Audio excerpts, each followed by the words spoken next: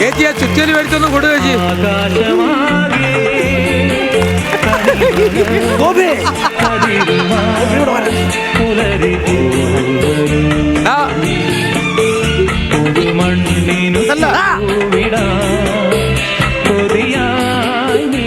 ഭീമന്റെ കൊണ്ടോടെ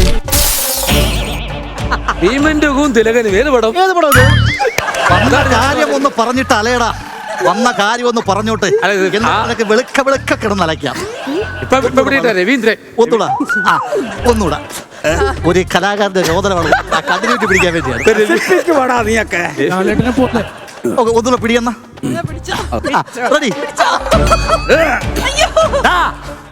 വിടില്ല. അയ്യോ, ഗർഭം ഗർഭം കലക്കി.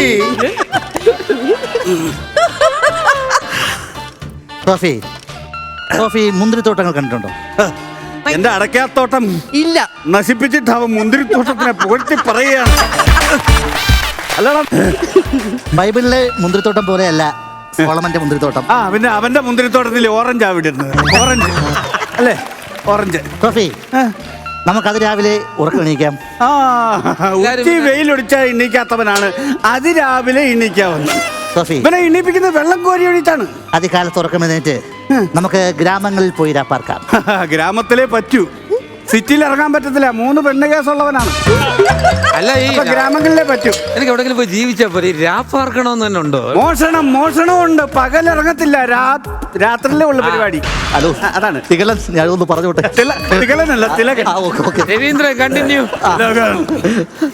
എന്റെ ലോറിയുടെ ഫ്രണ്ടിൽ തൂക്കിയിടുന്ന ശില്പമേ, എന്റെ ബോണറ്റ് പ്രഭു.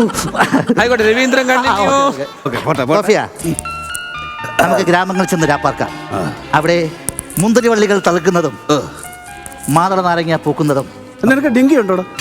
ഡെങ്കിയാ? പിന്നെ മാതള നാരങ്ങയുടെ കാര്യം പറഞ്ഞു. മാതള നാരങ്ങ അല്ല ഇത്. അതിന് ബെസ്റ്റ് ഏതാണെന്നറിയോ? ഈ പപ്പായ ഇല്ലേ, പപ്പായയുടെ കറ ചൂടുവെള്ളത്തിൽ കലക്കി കുടിച്ചാൽ മതി. എനിക്ക് അതിന്റെ കുറവുണ്ടായിരുന്നു. അല്ലെങ്കിൽ ഞാനൊരു മുതിരെ പറയില്ലായിരുന്നു. അങ്ങോട്ട് അവിടെ വെച്ച് ബാക്കി ഞാൻ പറയുന്നില്ല. മറന്നുപോയി, അറിയില്ല അല്ലേ? അല്ല, അതല്ല, ബാക്കി അങ്ങനെയല്ല. അത് പടം കണ്ടവർക്ക് മനസ്സിലാവും. മാതള നാരകവും പൂത്ത്, ഈ സ്കിറ്റും പൂത്ത്. ഇനി എന്തെങ്കിലും പറയാനുണ്ടോ? അവിടെ വെച്ച് ഞാൻ എന്റെ പ്രേമം തരും. പ്രേമം ഇയാൾ ഈ പോക്കറ്റിലിട്ടോണ്ട് നടക്കുകയല്ലോ, അവിടെ വെച്ചേ കൊടുക്കത്തുള്ളൂ. മുന്തിരി